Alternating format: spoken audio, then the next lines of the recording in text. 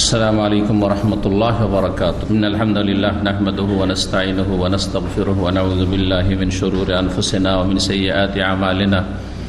من يهده الله فلا مضل له ومن يضلل فلا هادي له وأشهد أن لا إله إلا الله وحده لا شريك له وأشهد أن محمدا عبده ورسوله صلى الله تعالى عليه وعلى آله وصحبه وسلم تسليما كثيرا أما بعد. সম্মানিত শ্রোতা দর্শক মণ্ডলী, আল্লাহ রাব্বুল আলামিনের যাবতীয় প্রশংসা যে মহান আল্লাহ রাব্বুল আলামিন আমাদেরকে দিনের জ্ঞান অর্জনের সুযোগ সুবিধা করে দিয়েছেন এবং দিনের প্রতি আমলের মন মানসিকতা দিয়েছেন। আলহামদুলিল্লাহ, আল্লাহ রাব্বুল আলামিন বড় নিয়ামত হচ্ছে ঈমান ইসলাম, এবং ঈমান ইসলাম সম্পর্কে তাওহীদ সুন্নাত সম্পর্কে জ্ঞান লাভের সুযোগ পাওয়া এবং জ্ঞান হাসিলের তৌফিক পাওয়া। মান ইউরিদিল্লাহু বিহি খায়রান ইউফাক্কিহু ফিদ্দীন, রাসূলুল্লাহর প্রসিদ্ধ হাদিস সহিহ বুখারীর, যে আল্লাহ যার সাথে কল্যাণের ইচ্ছা করেন তাকে দিন সম্পর্কে জ্ঞান দিয়ে থাকেন এবং জ্ঞান হাসিলের সুযোগ করে দিয়ে থাকেন। আল্লাহর বড় নিয়ামত এটি, আলহামদুলিল্লাহ। সালাত এবং সালাম নাজিল হোক আমাদের প্রিয় নবী, শেষ নবী মুহাম্মদুর রাসূলুল্লাহ সাল্লাল্লাহু আলাইহি ওয়াসাল্লামের উপর, যিনি রাহমাতুল লিল আলামিন। আমাদের ধারাবাহিক আলোচনা সহিহুল বুখারীর কিতাবুল ইলম, ইলম জ্ঞান অর্জনের বা জ্ঞানের ফজিলত, জ্ঞানের গুরুত্ব, এই বিষয় নিয়ে যে পর্ব রয়েছে সেই পর্বের ধারাবাহিক আলোচনার পর্ব নম্বর 15 আজকে। আর এতে ইনশাআল্লাহ তাআলা কিতাবুল ইলম আজকে সমাপ্ত হবে। আল্লাহ রাব্বুল আলামিন যেন আমাদেরকে উপকারী ইলম দান করেন। আল্লাহুম্মা ইন্না নাসআলুকা ইলমান নাফিয়া ওয়া রিজকান তাইয়্যিবা। আল্লাহ যেন আমাদেরকে হালাল পাক পবিত্র রিজক দান করেন, ওয়া আমালা মুতাকাব্বিলা, এবং এমন আমলের তৌফিক দান করেন যা আল্লাহর কাছে গ্রহণযোগ্য হয়। তো শুরু করি। অধ্যায় নম্বর 50। ইমাম বুখারী রাহিমাহুল্লাহ বলছেন, বাবুল হায়ায়ে ফিল ইলমি। এই অধ্যায়ে হচ্ছে জ্ঞান অর্জনের ক্ষেত্রে, এলেম শেখার ক্ষেত্রে লজ্জা করা সম্পর্কে। এলেম শিখতে গিয়ে কেউ যদি লজ্জা বোধ করে তো সেটা প্রশংসনীয় না নিন্দনীয়, সেটা ভালো না মন্দ? জি, নিঃসন্দেহে জ্ঞান অর্জনে যদি বাধা হয় আপনার লজ্জা, তাহলে সেটা নিন্দনীয়, নন্দনীয় নয়, প্রশংসনীয় নয়, মাজমুম, সেটা অবশ্যই বর্জনীয়, ঠিক নয়। এই ক্ষেত্রে দুটো হাদিস নিয়ে এসেছেন, আর তার আগে আসার রয়েছে দুটো, অর্থাৎ একটি সাহাবী আয়েশা রাদিয়াল্লাহু তাআলা আনহার উক্তি, এবং আরেকটি হচ্ছে প্রখ্যাত তাবি ইমাম মুজাহিদ রাহমাতুল্লাহ আলাইহির উক্তি। বলছেন ইমাম বুখারী রাহিমাহুল্লাহ, ওয়াকালা মুজাহিদুন, প্রখ্যাত তাবি ইমাম মুজাহিদ রাহমাতুল্লাহ আলাইহি বলেন, লা ইয়াতাআল্লামুল ইলমা মুস্তাহিয়িন ওয়ালা মুস্তাকবির। জ্ঞান অর্জন করতে পারবে না, এলেম শিখতে পারবে না লজ্জাশীল ব্যক্তি, যে লজ্জা করে এলেম শিখতে, আর সেই লজ্জা তাকে জ্ঞান হাসিলে বাধা দেয়। লজ্জা লাগছে জিজ্ঞেস করতে, হ্যাঁ লজ্জা লাগছে এইভাবে বসতে, হ্যাঁ তারপরে বিষয়টা জানতে লজ্জা পাচ্ছি, লজ্জা বোধ করছি। যে ব্যক্তি লজ্জা করে সে কখনো এলেম হাসিল করতে পারবে না। সে মান সম্মানের ব্যাপার নিয়ে লজ্জা হইতে পারে, আবার কে কি বলবে না বলবে। হ্যাঁ, ছাত্রদের মধ্যে আমরা দেখেছি, যদি কেউ জিজ্ঞাসা করে তো কিছু মূর্খ ছেলেরা থাকে মাদ্রাসা স্কুল সব জায়গায়, আপনি যদি কিছু প্রশ্ন করেন শিক্ষক, কেউ সব হ্যাঁ হ্যাঁ করে হাসবে। তো অনেকে এটা লজ্জা পায় যে আমি জিজ্ঞাসা করবো, কি জিজ্ঞেস করব, ছাত্ররা হাসবে, ভালো লাগবে না, হ্যাঁ, সুতরাং আমি জিজ্ঞাসাই করব না। আবার অনেকে চিন্তা করেন যে উনি তো আমার কলিগ, ওনাকে জিজ্ঞেস করব, লজ্জা লাগে, মান সম্মান যাবে। এইরকম যার চিন্তা, সে কখনো এলেম শিখতে পারবে না। জানছে না, আর জানছে যে আমার সাথী সঙ্গে আছে, অন্যান্য আলেমরা স্টাফ আছে, তারা বিষয়টা সম্পর্কে আমাকে উপকার করতে পারবে, কিন্তু সে লজ্জায় জিজ্ঞেস করছে না, কখনো এলেম শিখতে পারবে না, কখনো এলেম শিখতে পারবে না। তাই লজ্জার দিকটা, বিভিন্ন দিক রয়েছে লজ্জার। এক কথায় এলেম অর্জনে যদি বাধা হয় আপনার লজ্জা, সেটি প্রশংসনীয় লজ্জা নেই। যেই লজ্জা প্রশংসনীয়, আল হায়াউ শুবাতুম মিনাল ঈমান, লজ্জা হচ্ছে ঈমানের একটি শাখা। সেই লজ্জা প্রশংসনীয় লজ্জা। সেটা হচ্ছে যেই লজ্জা আপনাকে পাপ থেকে বাঁচিয়ে রাখে এবং নেকির কাজে আপনাকে উদ্বুদ্ধ করে। লজ্জার কারণে আপনি অনেক পাপ থেকে বাঁচছেন। সামনে অনেক মহিলারা সবাই ফেল করে তাকাচ্ছে, যেমন নোংরা জায়গার মাছি ভ্যান ভ্যান করে ওইরকম করেছে, কিন্তু আপনি লজ্জায় তাকাতে পারছেন না, অথচ আপনারও যৌন চাহিদা আছে। প্রশংসনীয় লজ্জাই। আর এই দাড়ি থাকলে এই লজ্জাটা আরো বেড়ে যায়। এজন্য একটা দাড়ির উপকারিতা, অনেক উপকারিতা আছে দিন দুনিয়ার বড় উপকারিতা, যে দাড়ি নিয়ে অনেক পাপ থেকে বাঁচতে পারবেন। দাড়ি থাকলে অনেক গুনাহ থেকে বাঁচতে পারবেন আপনি। যা দাড়ি নেই ও যে কোনো কিছু দেখছে, হারাম দেখছে, লজ্জা পায় না, কিন্তু আপনাকে লজ্জা লাগবে। বাস্তব সত্য, পরীক্ষা করে দেখবেন। এক যুগ ছিল মানুষের কাছে মোবাইল টোবাইল ছিল না, এই দামের মার্কেটে, আর সব সারি হয়ে এগুলোতে টিভির দোকান ছিল। আর তখন বিভিন্ন জায়গার ম্যাচগুলি যে খেলাধুলা চলতো, হ্যাঁ, ইন্টারন্যাশনাল খেলাগুলি, দাঁড়িয়ে দাঁড়িয়ে কিছু নির্লজ্জরা দেখতো না, যাদের লজ্জা নেই তারা দেখতে পারে। কিন্তু একজন সম্ভ্রান্ত ব্যক্তি, একজন ভদ্র ব্যক্তি, সম্মানিত ব্যক্তি যে লজ্জাশীল দেখতে পারবে? খারাপ লাগে লোকজনের সাথে ভিড়ভাড় করে আমি দাঁড়িয়ে থাকবো, এটা হতেই পারে না আমার দ্বারা। বুঝতে পারছেন না?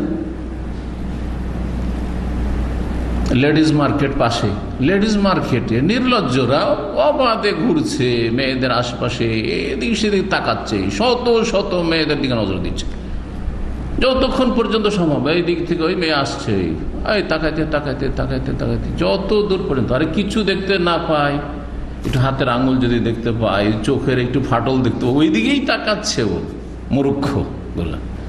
কিন্তু একজন ভদ্র মানুষ যে লজ্জাশীল, সে কখনো তাকাতে পারবে না। মহিলা আসলে নিচে করলে ময়া গুদুমেন আবসারি, দৃষ্টি নত করে নেবে।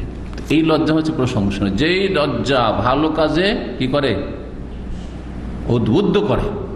আজান হয়ে গেছে আর বাইরে দাঁড়িয়ে থাকবেন, লজ্জায় মসজিদে ঢুকছেন, ভালো কাজে আপনাকে উদ্বুদ্ধ করলো এই লজ্জা। পাপের কাজ থেকে বাঁচিয়ে রাখলো, সেই লজ্জা হচ্ছে প্রশংসনীয়। কিন্তু যেই লজ্জা নিন্দনীয়, বর্জনীয়, খারাপ,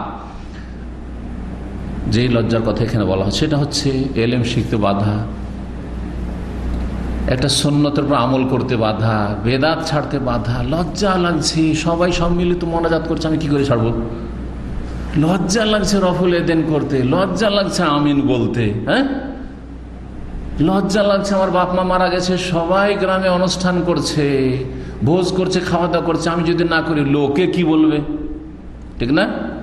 এই লজ্জা নিন্দনীয়, গুনার কাজ।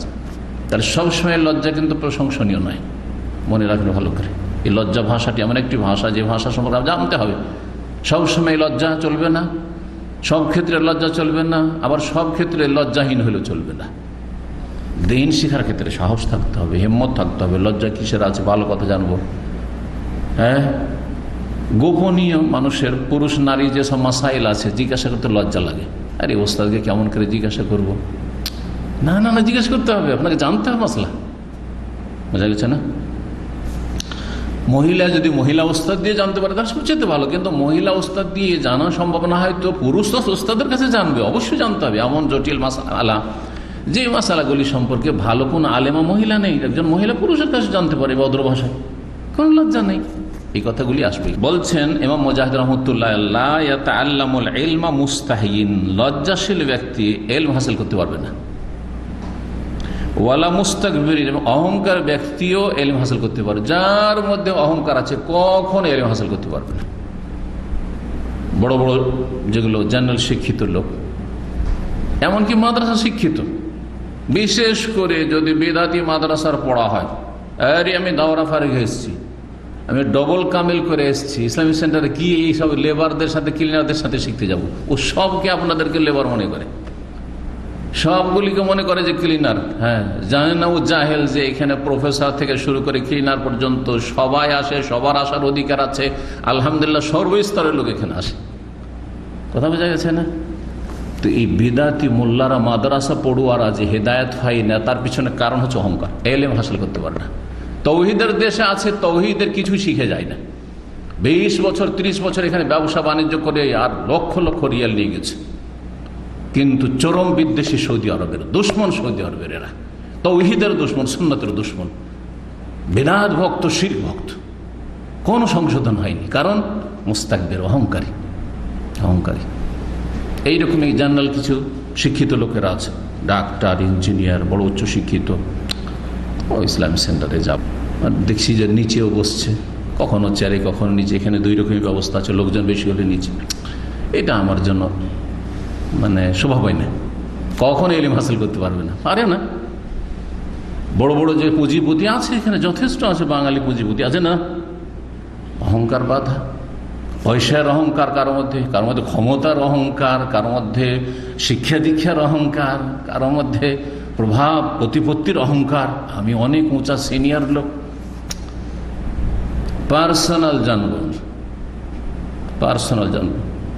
এই জন্য যেসব লোকের ইসলামিক সেন্টারে আসে না আর পার্সোনাল টেলিফোন করে, আমি তাদের উপর ভক্তি রাখি না। ক্লিয়ার কথাবার্তা আমার সবসময়। কিন্তু একজন কিং ফাহাদ পেট্রোলিয়াম ইউনিভার্সিটির প্রফেসর, সিনিয়র প্রফেসর বাংলা ভাষা, সে আমার বাসায় কয়েক বছর আগে বাসার নাম্বার কার কাছ থেকে ম্যানেজ করেছে, কারণ বেশ কিছু আবার ইউনিভার্সিটিতে প্রফেসর লেকচারার আছে যারা আমাদের সাথে ভালো সম্পর্ক রাখে এবং তারা সেন্টারের সাথে যোগাযোগ রাখে। তো ওদের কাছ থেকে কারো কাছ থেকে যে বাসার নম্বরে দেখছি জোহর থেকে আসর মাঝখানে এটা বিশ্রামের সময়, সেই সময় টেলিফোন দিয়েছে, মাসআলা জানবে।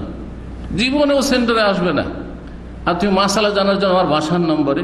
আমি এটা কখন পছন্দ করি, তুমি যতই বড় লোক হোক না কেন, কথা বোঝা গেছে না, যতই বড় মানুষ হও না কেন, তোমার চাইতে অনেক বড় আমার কাছে দিনের ইলম, সুতরাং তার গুরুত্ব থাকতে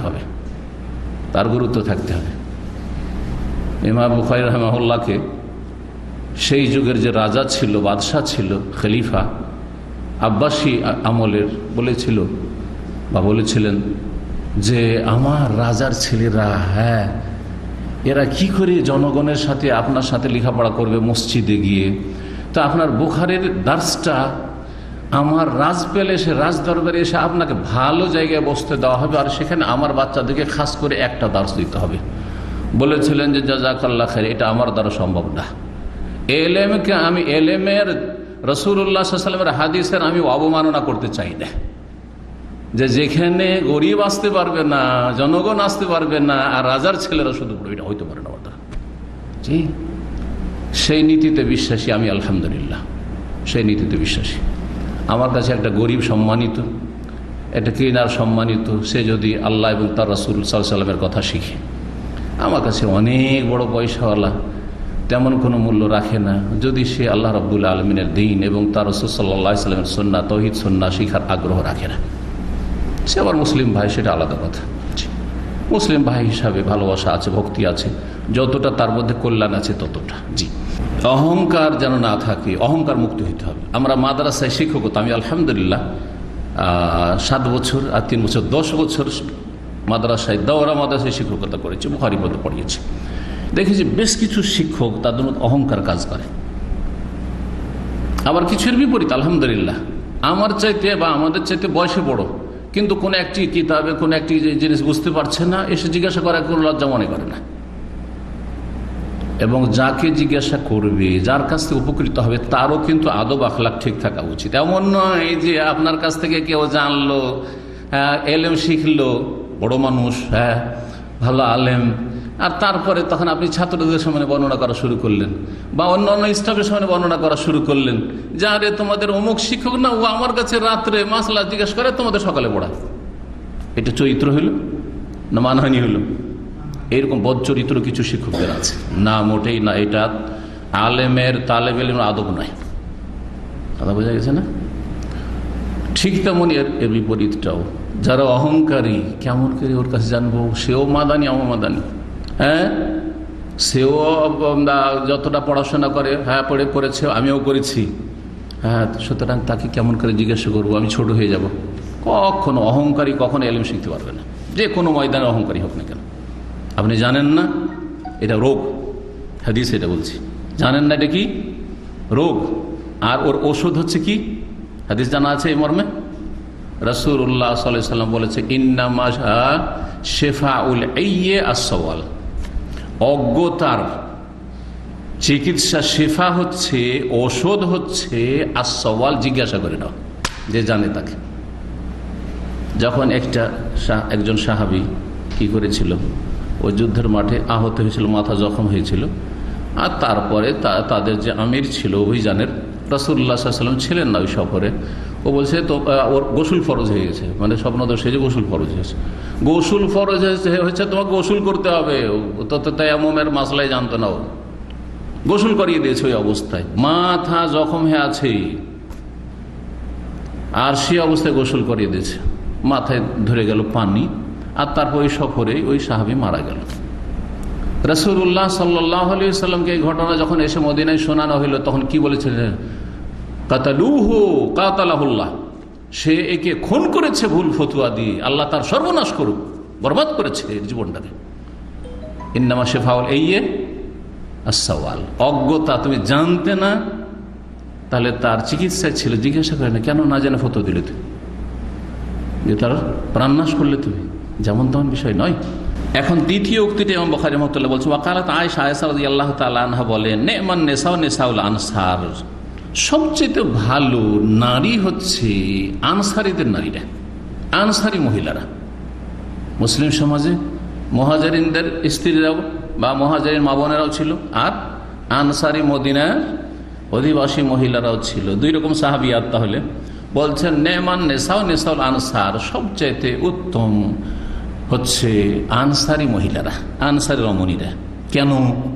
লাম ইয়ামনাহুন্নাল হায়াউ আন ইয়াতাফাক্কাহনা ফিদ-দ্বীন, দ্বীন সম্পর্কে জ্ঞান অর্জন করায় তাদেরকে কোনো লজ্জা বাধা দেয় না, লজ্জা নেই।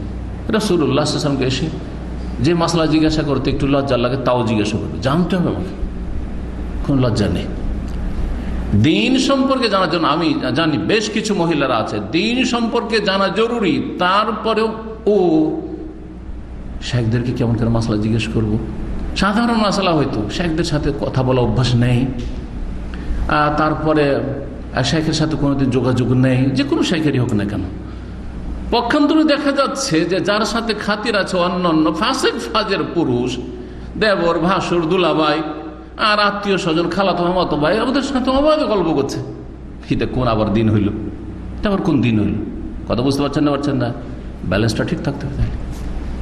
যতটা প্রয়োজন ততটা আপনার জন্য বৈধ, আর প্রয়োজনের বেশি কারোর সাথে আপনি গল্প করছেন লম্বা টাইম ধরে, আর জরুরি মাসালা তা জানতে লজ্জা পাচ্ছেন, কারণ তার সাথে কথা বলতে অভ্যস্ত না। ভুল তরিকা এটা। গ্রামের লোক হলে কোনো পর্দা না, আমাদের দেশের পর্দা, দেশীয় পর্দা বুঝেন অনেকে। আমাদের গ্রামে অঞ্চলের পর্দায় আমি আলোচনা করি, গ্রামের লোকের জন্য কোনো পর্দা নাই। পরিচিত অমুকের ছেলে, হ্যাঁ অমুকের ভাই, আমাদের গ্রামের কোনো পর্দা নেই। এইখানেও মেলা ফ্যামিলি আছে, কোনো পর্দা নেই, কিন্তু গ্রামের ছেলে সেই জন্য, গ্রামের লোক সেই জন্য। আর যদি দাড়িওয়ালা লোক হয়, লজ্জা লাগে কথা বলতে। আলেম হুজুর হলে লজ্জা লাগে, ফেরিওয়ালা হলে লজ্জা লাগে না। ফেরিওয়ালার সাথে গল্প করছে, চুড়ি কিনছে, চুড়ি পরিয়ে দিচ্ছে, দেখেছেন না এইসব দৃশ্য গ্রামে? কোনো পর্দা নেই। দাড়িওয়ালা দেখলেই, হ্যাঁ মুরব্বী দেখলে, একটা পরেশগার লোক দেখলে সাথে সাথে পাছাটা ঘুরিয়ে দিল, ঘুমটা টেনে নিল। এর নাম তো ইসলাম না, এগুলো অজ্ঞতা। লজ্জা দিন শিখতে বাধা দেয় না আনসারি মহিলাদেরকে। এই জন্য আনসারি মহিলারা কি সবচেয়ে ভালো মহিলা। তাহলে এটা ভালো বৈশিষ্ট্য। যদি প্রয়োজন আছে দিন জানুন, দিন জানুন। বিনা কাজে আপনি চ্যাটিং করতে থাকবেন, কথা বলতে থাকবেন, অথবা আপনি ভয়েস দিতে থাকবেন, অথবা আপনি বিরক্ত করতে থাকবেন, বারবার মাসলা জিজ্ঞেস, না না না না, কোনো প্রয়োজন করে না। 130 নম্বর হাদিস, ইমাম বুখারী রাহিমাহুল্লাহ এই অধ্যায়ে দুটো হাদিস নিয়েছেন। প্রথম হাদিস, আন যায়নাবা ইবনাতে উম্মে সালামা রাদিয়াল্লাহু তাআলা আনহুমা, উম্মে সালামার মেয়ে যায়নাব রাদিয়াল্লাহু তাআলা আনহা থেকে বা আনহুমা থেকে বর্ণিত। তিনি বর্ণনা করেছেন তার মাতা আন উম্মে সালামা, উম্মে সালামা রাদিয়াল্লাহু তাআলা আনহা থেকে, যিনি উম্মুল মুমিনিন, মুমিনদের জননী, রাসূলুল্লাহ সাল্লাল্লাহু আলাইহি ওয়াসাল্লামের প্রিয়তমা স্ত্রী। জি, ওহদ যুদ্ধে আহত হয়েছিলেন তার স্বামী আবু সালামা রাদিয়াল্লাহু তাআলা আনহু, আর তারপরে অসুস্থ কয়েকদিন থেকে তিনি শাহাদাত বরণ করেছিলেন, ইন্তেকাল করেছিলেন। তার ছোট ছোট বাচ্চারা ছিল, তাদের দেখাশোনার জন্য রাসূলুল্লাহ সাল্লাল্লাহু আলাইহি ওয়াসাল্লাম উম্মে সালামাকে বিয়ে করেছিলেন। রাসূলুল্লাহ সাল্লাল্লাহু আলাইহি ওয়াসাল্লাম বহু বিবাহতে দিন দুনিয়ার অনেক রহস্য রয়েছে, অনেক তত্ত্ব রয়েছে। সৎ উদ্দেশ্য ছিল, বড় বড় সৎ উদ্দেশ্য। বাচ্চাগুলোকে দেখাশোনা করব। যে এই উদ্দেশ্যে বিয়ে করেন। দ্বিতীয় বিয়ে, তৃতীয় বিয়ে, মানে কুমারী 15 বছর 16 বছর খুঁজছে। আমাদের কিছু দিনী ভাই আছে, এর নাম দিন আর তাকওয়া নয়, আর এর নাম সুন্নতের বাস্তবায়ন নয়। জি, রাসূলুল্লাহ একটি কুমারী ছাড়া কাউকে আর কুমারী কেন করেননি? কথা বুঝছেন না? এই উম্মে সালামা রাদিয়াল্লাহু তাআলা মেয়ে যে যায়নাব ছিলেন, যেহেতু রাসূলুল্লাহ সাল্লাল্লাহু আলাইহি সাল্লামের ঘরেই তিনি কিন্তু প্রতিপালিত হয়েছেন। তার আম্মাকে, তার বাপ তো আবু সালামা। উম্মে সালামা রাদিয়াল্লাহু তাআলা যখন নবী সাল্লাল্লাহু আলাইহি ওয়াসাল্লামের সাথে বিবাহ বসলেন, তখন এই ছোট্ট কচি মেয়ে, কয়েক বছরের মাত্র, রাসূলুল্লাহ সাল্লাল্লাহু আলাইহি ওয়াসাল্লামের বাড়িতে তিনি রবিবাকে, রবিবা বলা কোরআনিক রাবাইবুকুম আল্লাতী ফি হুজুরিকুম মিন নিসাইকুম আল্লাতী দাখালতুম বিহিন্না, যেখানে আল্লাহ রাব্বুল আলামিন হারাম যেসব নারীরা তাদের কথা বর্ণনা করেছে, সেখানে রবিবা। কোন একজন মহিলাকে বিয়ে করলেন, আর তার মেয়ে আছে, তার মেয়ে আগের স্বামীর আছে। তাহলে এই মেয়েটা আপনার জন্য হারাম হয়ে যাবে যখন তার মায়ের সাথে আপনার মিলন হয়ে যাবে, একবার মিলন। মিলন যদি না হয়, শুধু কবুল হয়েছিল আর তারপরেই ছেড়ে দিলেন, দেখা সাক্ষাৎ হলো না, তাহলে ওই মেয়ের হারাম হচ্ছে না। এই মাসআলা আল্লাহ কোরআনে কারীমে স্বয়ং বর্ণনা করেছেন। তো ইনি ছিলেন রবিবা, নবী সাল্লাল্লাহু আলাইহি ওয়াসাল্লামের বাড়িতে তরবিয়ত হয়েছে। তাহলে দিন শিখার কত সুবর্ণ সুযোগ পেয়েছেন রাসূলুল্লাহ সাল্লাল্লাহু আলাইহি ওয়াসাল্লামের কাছ থেকে সরাসরি। জি, এবং রাসূলুল্লাহ সাল্লাল্লাহু আলাইহি ওয়াসাল্লামের বিবি উম্মুল মুমিনিনের মেয়ে তিনি, সুতরাং তিনি বড় আলেমা এবং ফাকিহা হয়েছিলেন। মহিলাদের মাঝে বড় আলেমা ছিলেন।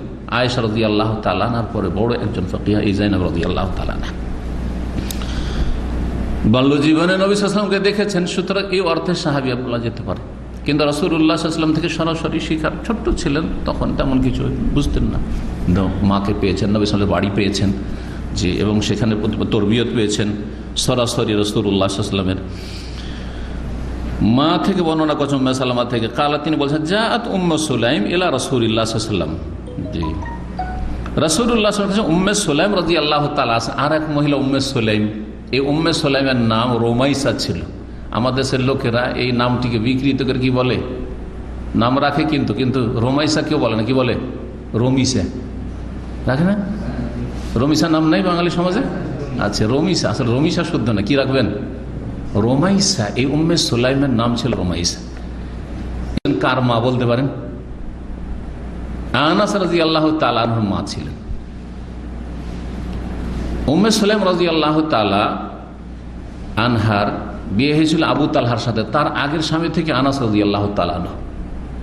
এই আনাসকে নিয়ে ছোট ছেলে বিয়ে বসলেন তার আগের স্বামীর ইন্তেকালের পরে আবু তালহার সাথে। আবু তালহার বাড়িতে ছেলেটা তেমন শিখার সুযোগ পাবে না, দেখি গিয়ে রাসূলুল্লাহ সাল্লাল্লাহু আলাইহি ওয়াসাল্লামের কাছে দরখাস্ত করি, যদি রাসূলুল্লাহ সাল্লাল্লাহু আলাইহি ওয়াসাল্লাম খাদেম হিসাবে আমার ছেলেটাকে কবুল করে নেন, তাহলে একটা ভালো সুযোগ পাবেন যে আমার ছেলেটা সরাসরি তরবিয়ত পেল, প্রতিপালন পেল। কার কাছে? রাসূলুল্লাহ কাছে। ছেলে, ছোট্ট ছেলে, মাত্র কয়েক বছরের ছেলে, তাকে নিয়ে এসে হাজির রাসূলুল্লাহ কাছে। এসে বলছে, ইয়া রাসূলুল্লাহ, এই আনাস ইবনে হাজা, এই ছেলে খাদেমুকা ইয়া রাসূল, আপনার খাদেম, আপনি একে সাদরে গ্রহণ করে নেন।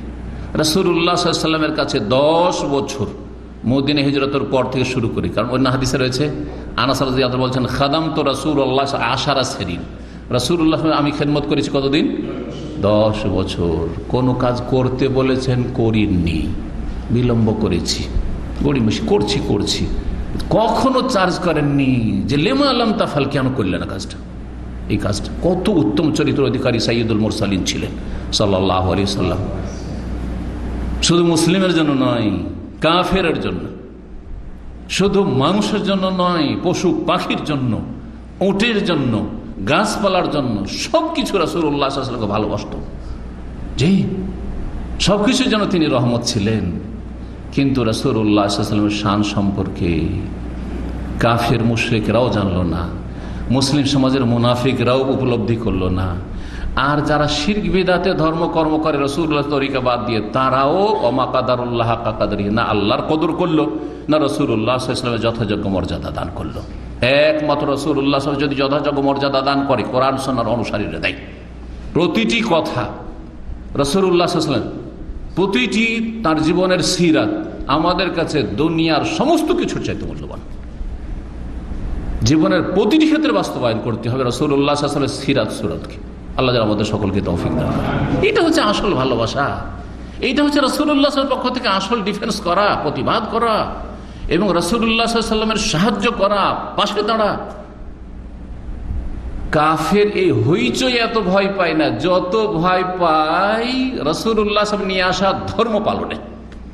এই জন্য কাফের গায়ের জ্বালা এই দাড়ির ওপর, কাফের গায়ের জ্বালা এই হেজাব পর্দার ওপর সবচেয়ে বেশি জ্বালা। কাফের গায়ের জ্বালা যদি কাউকে দেখে টাকনার উপর প্যান্ট পরে আছে, কাফের মুনাফিকরা এগুলো নিয়ে না সবচেয়ে বড় শত্রুতা করছে। না হেজাব বন্ধ করো, ফ্রান্সে আল্লাহ লানত হোক এই সব জালেমদের উপর যারা হেজাবকে নিষিদ্ধ করছে। মিছিল নিষিদ্ধ না, খুব করো বিক্ষোভ, কারণ গণতান্ত্রিক পদ্ধতি হওয়ার অধিকার আছে, কিন্তু হেজাব করতে পারবে না। তাহলে ভয় পাই কোনটাকে? হ্যাঁ, মিছিলকে বিক্ষোভকে ভয় পাই, হ্যাঁ, অবরোধকে ভয় পাই না হেজাবকে ভয় পাই? হেজাবকে ভয় পাই, দাড়িকে ভয় পাই, টাকনার উপর কাপড় থাকলে ভয় পাই, মসজিদ ফজরে ভর্তি করে দেন ভয় পাই, এগুলোতে ভয় পাই। তারা বুঝছেন না, বোঝার চেষ্টা করবেন গুরুত্বপূর্ণ এই বিষয়গুলি। কুফরি শক্তি যেই বিষয়গুলিকে ভয় পায় সেগুলিতে আমাদেরকে শক্তিশালী হতে হবে। তারা নিজের ঘরে থেকে শান্তিতে থাকতে পারবে না, ভীত সন্ত্রস্ত থাকবে। তুরহেবুনা বিহি আদু আল্লাহ আদুওয়াকুম, আল্লাহর শত্রুদেরকে ভীত সন্ত্রস্ত করতে হবে দিনকে আঁকড়ে ধরার মাধ্যমে এবং দিন মজবুত করার মাধ্যমে, দিনকে তাদের ঘরে ঘরে ঢুকিয়ে দেওয়ার মাধ্যমে। এই যাকে ভয় পায়, দিনের দাওয়াতকে সবচেয়ে বেশি ভয় পায়। দিনের দাওয়াতের নামে কোথাও পারমিশন নেই তাদের দেশে।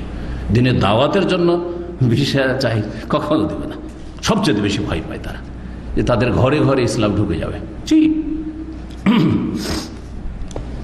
তো বলছিলাম আনাস রাদিয়াল্লাহু তাআলা আনহুর কথা। তিনি বলছেন যে কোনো কাজ করতে বলেননি, আমি করে ফেলেছি। বলেননি যে লিমা ফাআলত, কেন করলে এটা, কে করতে বললো তোমাকে? কিন্তু আমরা আমাদের অধীনে যারা আছে বলি না ধরেন একটা টিবয় চা নিয়ে চলে এসছে, কে তোমাকে চা আনতে বললো? বলি না। হ্যাঁ, টাইম চলে যাচ্ছে, চা দেয়, আসার 15 মিনিটের মধ্যে চা দেয়, ধরেন চা আসেনি, 1 ঘন্টা চা এলো না, আসলোই না সেদিন চাই, কি ব্যাপার তুমি চাটা দিলে না কেন? করেন না? একটা ছোট্ট উদাহরণ দিলাম, এর চেয়ে তো বড় বড়। এই স্ত্রীকে বলছেন কে তোমাকে আজকে এটা পাক করতে বলেছে, কেন এটা করনি? করছেন না? এটা চরিত্র তো রাসূলুল্লাহ চরিত্র নাই। সুবহানাল্লাহ, খাদেমের সাথে স্ত্রী তার চাইতে কত বেশি মর্যাদা রাখে, কত বেশি আপনার হিতাকাঙ্ক্ষী। তাহলে রাসূলুল্লাহ সাল্লাল্লাহু আলাইহি সাল্লামের নাম নিলে হবে না, কাজে কর্মে জীবনে তার সিরাতের বাস্তবায়ন করতে হবে। জীবনে কাউকে বলেননি সো কাজ করো, কারণ দর্শাও, কখনো বলেননি। আল্লাহু আকবার। এ হচ্ছে ইন্নাকা লাআলা খুলুকিন আযীম, মহান চরিত্র অধিকারী সাইয়্যিদুল মুরসালিন মুহাম্মদ রাসূলুল্লাহ সাল্লাল্লাহু আলাইহি ওয়াসাল্লাম। আনাস রাদিয়াল্লাহু তাআলা আনহর মা তাহলে কে? উম্মে সুলাইম। আসলে রাসূলুল্লাহ সাল্লাল্লাহু কাছে একবার তো এসেছেন, আনাসকে খাদেম হিসেবে দিয়ে গেছেন, আর এই মাসআলা জিজ্ঞেস করতে এসেছেন। এবার বলছেন ফাকালাত ইয়া রাসূলুল্লাহ, আল্লাহ রাসূল, ইন্নাল্লাহা লা ইয়াস্তাহি মিনাল হক, আল্লাহ হক কথায়, সত্য কথায়, ভালো কথায় কখন লজ্জা করেন না। যেখানে আল্লাহ লজ্জা করেন না, তা আমি কেন লজ্জা করব? এটা ভূমিকা। কোন একটা কথা বলার জন্য ভূমিকা হইলে ভালো, তা আমাদেরকে এই বাকভঙ্গিমাও শেখানো হয়েছে, তাই না? তিনি তো সরাসরি এসে মাসলাটা জিজ্ঞেস করতে পারতেন, কিন্তু এটা ভূমিকা বাঁধলেন। হ্যাঁ, জি। ফাহাল আলাল মারআতি মিন গুসলিন ইযা ইহতালামাত, তাহলে আমি একটি মাসলা জিজ্ঞেস করছি, তা হচ্ছে যে মহিলাদেরকে কি গোসল করতে হবে? মহিলার ওপর কি গোসল ফরজ? ইহতিলাম ইযা ইহতালামাত, যদি স্বপ্নদোষ হয়ে যায়, মহিলাদের যদি স্বপ্নদোষ হয়ে যায় তাহলে কি তার উপর গোসল ফরজ হবে? মাসালা জিজ্ঞেস করলেন। স্বপ্নদোষের বিষয়টি এমনি লজ্জা লাগে, লজ্জাকর, তাই না? আর তা যদি আবার মহিলার স্বপ্নদোষ হয় আর মহিলাকে বলতে হয়, কত লজ্জার বিষয়। তারপরও এলেম শিখতে হবে আমার পর গোসল ফরজ কি ফরজ নয় স্বপ্নদোষ হলে। আর স্বপ্নদোষ 2 রকম, স্বপ্নদোষে বীর্যপাত হইতে পারে, আবার নাও হইতে পারে, ঠিক না? স্বপ্নদোষ কখনো কখনো দেখলেন যে সহবাস হয়ে গেল, কিন্তু দেখছেন যে কাপড়ে কিছুই নেই, ভিজেনি, তার মানে বীর্যপাত হয়নি, হতে পারে না? পারে না। তাহলে স্বপ্নদোষ 2 রকম। স্বপ্নদোষ হলে গোসল ফরজ কিনা, আর তাও মহিলার মাসআলা, এখন এই লজ্জাকর মাসলা জিজ্ঞাসা করার জন্য ভূমিকা বেঁধে বললেন যে আল্লাহ যেহেতু হক কথায় লজ্জা পান না, সুতরাং এটি হক কথা আমাকে জানতে হবে। জি, এই প্রশ্ন থেকে আমরা কি বুঝতে পারলাম যে যখন প্রশ্ন করলেন আর রাসূলুল্লাহ উত্তরও দিচ্ছেন, কোনো আপত্তি করলেন না, তাহলে বোঝা যাচ্ছে যে প্রথম কথা বোঝা যাচ্ছে যেমন পুরুষদের স্বপ্নদোষ হয় তেমন মহিলাদেরও স্বপ্নদোষ হয়, যদিও কম। এই জন্য অনেক মহিলা না করে দিব, ওর জীবনে হয়তো স্বপ্নদোষ হয়নি, সেই জন্য জানেই না। পুরুষদের স্বপ্নদোষ অনেক বেশি হয়, পক্ষান্তরে মহিলাদের স্বপ্নদোষ অনেক কম হয়। কিছু কিছু মহিলাদের আবার স্বপ্নদোষ হয়, আর বেশিও হয় কারো হয়তো, কিন্তু অধিকাংশ মহিলাদের স্বপ্নদোষ খুবই কম হয়, অনেকের হয়তো হয়ই না। জি, সুতরাং আপনি কি আপনার স্ত্রীকে যদি জিজ্ঞেস করেন যে তোমাদের কখনো স্বপ্নদোষ হয়, ও তো না করে দিতে পারে, তো সে না করলেও যে কারো হয় না এমন কথা নাই। কথা বোঝা গেছে না? স্বপ্নদোষ হলে কি গোসল ফরজ হবে মহিলাদের উপর? ফাকাল রাসূলুল্লাহ রাসূল বললেন ইযা রাআতিল মা, হ্যাঁ গোসল ফরজ হবে যদি পানি দেখতে পায়, মানে ভিজা দেখতে, বীর্যপাত হয়েছে, তাহলে বোঝা গেল যে বীর্যপাত ছাড়া, কাপড় ভিজা নেই, বীর্যপাত হয়নি, কোনো লক্ষণ দেখতে পাচ্ছে না বীর্যপাতের, নর হোক আর নারী হোক, কিন্তু স্বপ্নদোষ মানে স্বপ্নে দেখছেন কারোর সাথে সহবাস হয়েছে, সেটা স্ত্রীর সাথে হইতে পারে, যেমন প্রবাসে আছেন স্ত্রীর সাথে সহবাস হইতে পারে, আবার অন্য কারোর সাথে হয়ে যেতে পারে, শয়তান খেলা করছে। সেটা অনেক সময় মানুষের অন্তরে কারো কথার উদ্রেক হইলে, কল্পনা হইলে সেটা হইতে পারে, আবার এমনি বিনা কল্পনা তো হয়ে যেতে পারে। আপনার মনে ওই মহিলার কথা কখনো আসেনি, তারপর হয়ে যেতে পারে, বিচিত্র কিছু নেই। এইখানে একটা গুরুত্বপূর্ণ কথা শুনে রাখেন, আর সবগুলি ইনশাআল্লাহ গুরুত্বপূর্ণ কোরআন হাদিসের কথা। সেটা হচ্ছে স্বপ্ন দোষ হয় শয়তানের পক্ষ থেকে, তাই। আর রাসূলুল্লাহ সাল্লাল্লাহু আলাইহি ওয়াসাল্লামকে শয়তান থেকে আল্লাহ যেহেতু সুরক্ষিত রেখেছেন, শুধু রাসূলুল্লাহ সাল্লাল্লাহু আলাইহি ওয়াসাল্লাম স্বপ্ন দোষ হয়নি, এটা মনে রাখেন। কোনোদিন শোনেননি হয়তো, তাই না? স্বপ্ন দোষ থেকে তিনি নিরাপদ, কারণ শয়তানের অনিষ্ট থেকে তিনি নিরাপদ। পক্ষান্তরে আমরা কেউ যতই বড় আল্লামা হয়ে যাক না কেন, যত বড় বুজুর্গ হয়ে যাক না, শয়তানের অনিষ্ট থেকে নিরাপদ নয়। সুতরাং স্বপ্ন দোষ হতে পারে, কারো কম কারো বেশি। স্ত্রীর সাথে থাকলে স্বপ্ন দোষ অনেকের হয়ই না, হয় না, কারণ হওয়ার সুযোগই হয় না ওইরকম। আলহামদুলিল্লাহ শারীরিক চাহিদা পূরণ হয়ে যাচ্ছে, সুতরাং স্বপ্ন দোষ হয়ই না। একমাত্র হবে স্ত্রী থাকা সত্ত্বেও স্বপ্ন দোষ যদি তার চরিত্রে বক্রতা থাকে, নজর খারাপ থাকে, অন্তরে শয়তান সুযোগ নিচ্ছে বাসা বাঁধার, তাহলে হইতে পারে, এছাড়া ব্যতিক্রম হইতে পারে। জি, ইল্লা মাশাআল্লাহ। তাহলে মাসলা জানেন। ফাকাদ্দাত উম্মে সালামা তানি ওয়াজহা, উম্মে সালামা রাদিয়াল্লাহু তাআলা আনহার বাড়িতে এসে রাসূলুল্লাহ সাল্লাল্লাহু আলাইহি ওয়াসাল্লাম উম্মে সুলাইম আসলেন। আনাসের মা জিজ্ঞাসা করেন, উম্মে সালামা রাদিয়াল্লাহু নবী সাল্লাল্লাহু আলাইহি ওয়াসাল্লামের প্রিয়তমা স্ত্রী লজ্জা পেয়ে গেছেন এই মাসলায়। জিজ্ঞাসা যিনি করছেন উনি কিন্তু লজ্জা পাচ্ছেন না, কিন্তু তিনি লজ্জা, কারণ বিষয়টি লজ্জাকর। তো লজ্জা, মহিলাদের লজ্জা হলে কি করে? লজ্জা হলে কি করে? এটা করে কিন্তু, হ্যাঁ, যদি কাপড় টাপড় কিচ্ছু না থাকে তো কি করে? মুখে হাত দিবে, নাকে হাত দিবে, নাক ঢেকে লজ্জা। দেখেছেন না মহিলাদেরকে? জি, কিছু মহিলাদের পর্দা ওইরকম, চেহারা খুলে চলাফেরা করছে, আর হঠাৎ করে শেখের সামনে পড়ে গেছে, আরে তুই তো আমাদের শেখ রে, কথা বোঝা গেছে? অথবা কাপড়টা এইরকমও পর্দা আছে। মুখ ঢেকে নিয়েছেন, ওয়াকালাত বললেন ইয়া রাসূলুল্লাহ, আল্লাহ রাসূল, ওয়া তাহতালিমুল মারআতু, মহিলাদেরও স্বপ্ন দোষ আবার হয়। সুবহানাল্লাহ। নবী সাল্লাল্লাহু আলাইহি ওয়াসাল্লাম বিবি উম্মে সালমা জানছেন না যে মহিলাদের সব, তাহলে বোঝা গেল যে অনেক মহিলা, যখন নবী সাল্লাল্লাহু আলাইহি ওয়াসাল্লাম বিবিও জানছেন না যে স্বপ্ন দোষ হয় কিনা মহিলাদের, কারণ খুবই কম হয় বললাম, সুতরাং বহু মহিলা হয়তো জানে না যে তাদের স্বপ্ন দোষ, যেহেতু হয় না মনে করে যে না মহিলাদের স্বপ্ন দোষ হয় না, স্বপ্ন দোষ পুরুষদের হইতে পারে। কালা নাম, নবী সাল্লাল্লাহু আলাইহি ওয়াসাল্লাম, হ্যাঁ হইতেই পারে, কেন হবে না, পুরুষেরও হয় নারীরও হইতে পারে। তারে বাতিয়া মইনকে, তোমার ডান হাত ধুলো ধূসরিত হোক, আরো বড় এরকম বলে, কিন্তু এটি আসলে বদ্ধ উদ্দেশ্য নাই। ফাবেমা ইউফা, কাউকে একটু সজাগ করার জন্য অথবা একটু ধমক দেওয়ার জন্য এই ধরনের কথা বলে। ফাবেমা ইউস বেহাল ওয়ালাদ, যদি স্বপ্নদোষী না হবে, বীর্যয়ী মহিলাদের না হবে, তাহলে তাদের আকৃতিতে সন্তানরা কেমন করে আসে? কোনো কোনো বাচ্চা মায়ের মতো দেখতে কেমন করে হয়? তাহলে অবশ্যই তাদেরও বীর্য আছে, এই জন্য কি হয়, তাদের বীর্য প্রাধান্য পেলে বা তাদের বীর্যপাত আগে হলে, যেটা হোক না, দুটোই অর্থ করা হয়েছে। গালাবা শব্দটি এসছে, তাদের বিস্তার লাভ করলে তখন মেয়ে সন্তান হয়, মায়ের দিকে টান দেয়, অথবা মেয়ের মতো দেখতে, ছেলে সন্তানই হয়েছে কিন্তু দেখতে বাপের সাথে একটু মিল নাই, না রঙে না ঢঙে। হ্যাঁ, বাপ হয়তো খাটো আর মা লম্বা, ছেলে মাশাআল্লাহ সব মায়ের মতো লম্বা, তো মায়ের টানা গেছে। এই কারণে 131 নম্বর হাদিস, আব্দুল্লাহ ইবনে উমর রাদিয়াল্লাহু তাআলা আনহু হতে বর্ণিত, তিনি বলছেন আন্না রাসূলুল্লাহ সাল্লাল্লাহু আলাইহি রাসূলুল্লাহ বলেন, ইন্না মিনাশ শাজারি শাজারাতান, গাছের মধ্যে একটি গাছ আছে, লা ইয়াসকুতু ওয়ারাকুহা, যার পাতাগুলি ঝরে পড়ে না, ওয়াহিয়া মাসালুল মুসলিম, সেই গাছটি হচ্ছে মুসলিমদের মতো। হ্যাঁ, মুসলিমদের কি মতো, মুসলিমের মতো হচ্ছে গাছ, গাছও আবার মুসলিমদের মতো হয়। কোন দিক থেকে? এর আগে কিন্তু এই হাদিস চলে গেছে। পরীক্ষা নেওয়া যাবে, কেতাবুল ইলমে এসছে পরীক্ষা নেওয়া যাবে, ছাত্রদের পরীক্ষা নিতে পারবেন, ছেলে মেয়েদের পরীক্ষা নিতে পারবেন, দেখি কতটা অগ্রসর হয়েছে বাচ্চাদের। মাঝে মাঝে পরীক্ষা নিই আমি বাচ্চাদের, সবসময় না খোঁজ নিতে পারলো, মাঝে মাঝে পরীক্ষা দেখি। জি, পরীক্ষা নেওয়া যে জায়েজ, এর দলিল এই হাদিস। এই হাদিস থেকে অনেক মাসাইল ইস্তেমবাদ হয়, তার মধ্যে একটি ইমাম বুখারী ইস্তেমবাদ করেছেন কি, পরীক্ষা নেওয়া জায়েজ, বৈধতা। আর এখানে এলেম শিখার ক্ষেত্রে লজ্জা প্রশংসনীয় না।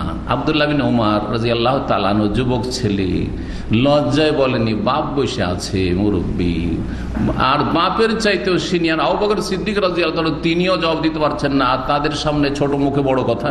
বাঙালিরা বলে না, ছোট মুখে বড় কথা, পুটফুট করছিস বড়দের সামনে, যা। অনেকে ধমক দেয় ছেলেদেরকে, না না, এই ধমক দেওয়াটা ভালো না। আগের যুগের এটা তরিকা ছিল যে নেতা মাথাদের সামনে আর বড়দের সামনে কথা বলতে নেই, না, ভালো কথা যদি জানেন তো বলেন, মানুষের উপকার হোক। মুসলিমদের মতো, মানে মুসলিম তার সার্বিক জীবনে সবার উপকার করে, কারো ক্ষতি করে না। মুসলিমের সবটাতে লাভ আছে। মুসলিম দুনিয়ার কাজে মানুষের উপকার করে, দিনের কাজে উপকার করে, দেখা হলে সালাম দেয়। আর মুসলিম যদি সত্যিকার মুসলিম হয়, তাহলে মুসলিমের সাথে বসলে ইমান তাজা হয়। মুসলিমের মাথা থেকে পা পর্যন্ত আপদ মস্তক সবকিছু লাভ আর লাভ, উপকার এবং উপকার।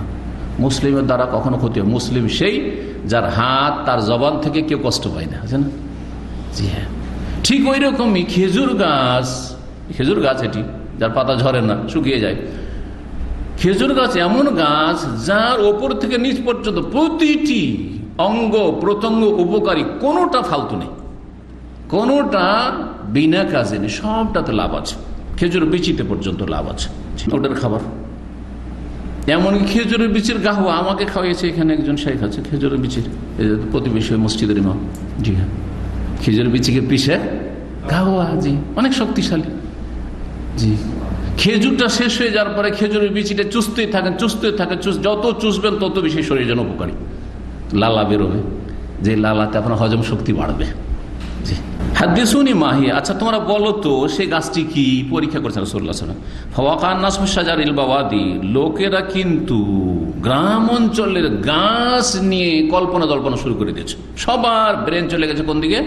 গ্রামের গাছপালার দিকে। শহরে, মদিনা শহরের দিকে আর কেউ তাকাচ্ছেন না, অথচ মদিনার চারিদিকে খেজুরের বাগান আর বাগান, বাগান আর বাগান, এখনো তখন। ওয়াকাফি নাফসি, কিন্তু আমার মনে মনে এই কথা একবার গেঁথে গেছে, আন্নাহান নাখলা, তো সেটি হচ্ছে খেজুর গাছ। কালা আব্দুল্লাহ বিন উমর বলছেন রাদিয়াল্লাহু তাআলা আনহু, ফাস্তাহিয়াইতু, আমি লজ্জা পেয়ে গেলাম, উত্তর দিতে লজ্জা পেয়ে গেলাম। রাসূলুল্লাহ জিজ্ঞাসা করেন, কিন্তু উত্তর জানা সত্ত্বেও দিলাম না, লজ্জায়। তো লজ্জা কিসে বাধা দিল? এলেমের কথা পেশ করতে বাধা দিল, প্রশংসনীয় না। ফাকালু ইয়া রাসূলুল্লাহ, হ্যাঁ, লোকেরা বলল যে আমরা তো বলতে পারলাম না, হে আল্লাহ রাসূল, আখবিরনা বিহা, আপনি বলে দেন। অন্যান্য সাহাবীরা আর কেউ বলতে পারলেন না, একমাত্র আব্দুল্লাহ বিন উমর ছাড়া আর কেউ বলতে পারেন নাই, কিন্তু তিনি বলেননি লজ্জায়। ফাকালা রাসূলুল্লাহ হিয়া নাখলা, তো রাসূল বললেন সেটা তো খেজুর গাছ, খেজুর গাছের পাতা ঝরে না। কাল আব্দুল্লাহ তখন বলছেন আব্বাকে, উমর রাদিয়াল্লাহু তাআলা মজলিসে বসে আছে, ফাহাদাসতু আবি বিমা ওয়াকাফি নাফসি, আমি আমার আব্বাকে বললাম যে আমার মনে কিন্তু এই কথা গেঁথেছিল, আর আমি বলতে গিয়ে বললাম না, লজ্জায় বললাম না যে আপনারা বসে আছেন, আবু বকর সিদ্দিক বসে আছেন, কেমন করে বলবো, বেয়াদবি হয়ে যাবে। ফাকালা, বললেন তখন কে? বাবা ওমর রাদিয়াল্লাহু লা আনতা কুনা কুলতাহা আহাব্বু ইলাইয়া মিন আন ইয়াকুনা লিকাযা ওয়া কাযা, তুমি যদি সেটা বলে দিতে তাহলে সেটা আমার কাছে অধিক প্রিয় হতো আমার জন্য এত এত ধন সম্পদ চাইতে। আর আরবদের মধ্যে সবচেয়ে মূল্যবান ধন সম্পদ ছিল লাল উট। উটের বেশি তারা চিন্তা করতেন না, না পেট্রোল, না রিয়াল, হ্যাঁ, না বড় বড় চাকরি, না আর কিছু। তখনকার মূল্যবান কি ছিল? সম্পদ উট ছিল। সুতরাং লাল উটের চাইতে আমার জন্য উত্তম হইতো। বাবা তুমি বলনি কেন? কারণ বাপ চাই যে আমার চাইতে বড় হোক ছেলে। প্রত্যেক বাপ চায়, প্রত্যেক মা চায়, কিন্তু বাপ মা ছাড়া পৃথিবীর কেউ চাইবে না। ব্যতিক্রম হতে পারে, হাজারও একটা খুঁজে পাবেন না যে আমার চাইতে বড়। ভাইও, মায়ের পেটের ভাইও ভাববে না যে আমার চাইতে বড় হোক, অসুবিধাটা কি, আমি পারলাম না, আমার চাইতে বড় হোক, ইল্লা মাশাআল্লাহ, ইল্লা মাশাআল্লাহ। কিন্তু বাপ মা, প্রত্যেক বাপ মা সৎ অসৎ, আরে আমি না হয় মূর্খ থেকে গেছি, আমার ছেলেটাকে আমি কিছু করব, আমি না হয় দিন শিখতে পারি না, আমার ছেলেটাকে হাফিজে কোরআন করবো, আলেমে দিন বানাবো। বলছে না, বলছে না? জি, যতই বড় হয়ে যাক না কেন আরো দোয়া বেরোয়। কারণ বাপ জানছে যে আমার সুনাম, আমার ছেলেমেয়েরা যদি বড় হয় তো আমার সুনাম এবং আমার স্মৃতিটা থেকে যাবে। আর তাছাড়া এইসব যদি নাও থাকে তবুও খুলুসিয়াত আছে বাপ মায়ের, যেটা পৃথিবীতে আর কারো কাছে পাবে না। সুতরাং বাপ মার সাথে কখনো খারাপ আচরণ করবেন না। দুনিয়া থেকে চলে গেলেও তাদের সাথে ভালো আচরণ করবেন, দোয়ার মাধ্যমে, সাদকা খায়রাতের মাধ্যমে, নেকি পৌঁছানোর মাধ্যমে, শরীয়ত সম্মত। 51 নম্বর অধ্যায়, বাবু মান আস্তাহিয়া ফা আমার গায়রহু সওয়াল। এই অধ্যায় হচ্ছে, আচ্ছা কেউ যদি লজ্জা পায়, জিজ্ঞাসা সরাসরি করতে পারছেন, লজ্জা হইতে পারে, কিন্তু আপনাকে জানতে হবে। সুতরাং ফা আমার গায়রহু সওয়াল, অন্য কাউকে নির্দেশ দিল যে ভাই এই প্রশ্নটা আপনি আমাকে করে দেন তো, জায়েজ কিনা? বলছে এটাও জায়েজ। শ্বশুরকে সব কথা জিজ্ঞাসা করা যায় না, বাপ মাকে সব কথা জিজ্ঞাসা করা যায়, মাসিকের কথা, তারপরে আপনার স্বপ্ন দোষের কথা, আর গোসল ফরজের কথা, এইসব মাসলা যেগুলো যৌন সম্পর্কীয় মাসাইল, হ্যাঁ, নারী পুরুষদের গোপনীয় মাসাইল, এগুলি কি বাপ মাকে বলা যাবে? স্বাভাবিক, এটা স্বাভাবিক লজ্জা তখনও ছিল, এখনো আছে। শ্বশুরকে বলা যাবে? বলা যাবে? শ্বশুর আলেম, আর স্বপ্ন দোষের মাসলা জানে না, শ্বশুরকে জিজ্ঞেস করতে পারবে? মজির মাসলা জানে না, অথবা ফরজ গোসলের মশলা জানতে হবে, ফরজ গোসলের তরিকাটা আচ্ছা আব্বা বলে দেন তো, পারবে? তাহলে অন্য কাউকে তো জিজ্ঞাসা করাবে। তাই ঘটেছে এখানে। হাদিস আলী রাদিয়াল্লাহু তাআলা আনহু বলছেন, সাহাবী আলী রাদিয়াল্লাহু তাআলা আনহু, বর্ণনাকারী আলী রাদিয়াল্লাহু তাআলা আনহু, জি, তিনি বলছেন, কুনতু রাজুলান মাজ্জা, আমি এমন মানুষ ছিলাম যে খুব বেশি মজি আসতো, আমার মজি খুব বেশি আসতো। মজি সবার সমান আসে না, কারো একটু যদি যৌন সুরসুরি আসে তাহলে মজি বেরিয়ে যান। কারো সাথে কথা বলেনি, শুধু একটু মনে পড়েছে স্ত্রীর কথা, ওইদিকে রসে গেছে, অনেকের হয়। আর স্ত্রীর সাথে কথা বলছে, প্রবাসীরা এগুলো ভালো করে বুঝে, যাদের স্ত্রীরা কাছের নাই, একটু স্ত্রীর সাথে কথা বললেই ওইদিকে, হ্যাঁ, কোনো মহিলার সাথে কথা বললে ওইদিকে রসে বসে আছে, মজি বেরিয়ে বসে আছে। আবার কারো আছে স্ত্রীর সাথে গল্প হয়ে গেল, 15 মিনিট 20 মিনিট গল্প হলো, তারপরে কিছু হয় না, কম বেশি হইতে পারে। তো আলী রাদিয়াল্লাহু তাআলা আনহুর কি হতো, খুব বেশি মজি নির্গত হতো। মজি, মজি কোনটাকে বলে জানেন তো? হ্যাঁ, মানি, যেটা বীর্য, যেটা থেকে আল্লাহ রাব্বুল আলামিন মানুষকে সৃষ্টি করেন। জি হ্যাঁ, মানুষকে সৃষ্টি করেন নুতফা, জি, শুক্রবিন্দু। আর মজি যেটা কাম ভাব আসলে, শরীরে কাম ভাব আসলে, যৌন চাহিদা আসলে যেটা বেরিয়ে আসে, যেটা কোনো রঙের থাকে না।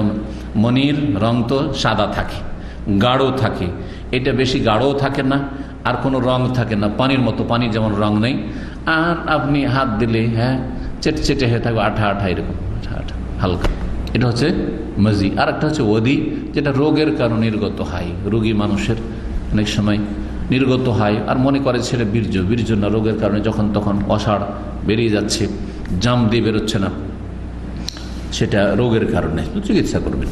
তো আমার খুব বেশি মজি আসতো, আমি জিজ্ঞাসা করতে পারছি না, লজ্জা পাচ্ছি, করবোটা কি, কাপড়ে লেগে যাচ্ছে, তো কাপড় সম্পর্কে একটা হুকুম, আর একটা হচ্ছে উজু করতে হবে, উজু ভঙ্গ হয় কি হয় না। ফা আমারতুল মেকদাদ, মেকদাদ বিন আসওয়াদ রাদিয়াল্লাহু তাআলা আনহুকে আমি নির্দেশ দিলাম, আই ইয়াসআলান নবী, নবী সাল্লামকে যেন জিজ্ঞেস করে। অন্য রিওয়ায়াতে রয়েছে লে মাকান ইবনেতে, কেন লজ্জা পেলাম জিজ্ঞেস করতে সরাসরি, যেহেতু তার মেয়ে আমার সংসারী, লিমাকানাতি ইবনাতি ফাতেমা, ফাতেমা রাদিয়াল্লাহু যেহেতু আমার স্ত্রী, শ্বশুর সাহেবকে কেমন করে এই সব মাসলা জিজ্ঞেস করবো, সেই জন্য আমি মিকদাদকে বললাম তুমি আমাকে জিজ্ঞাসা করে দাও।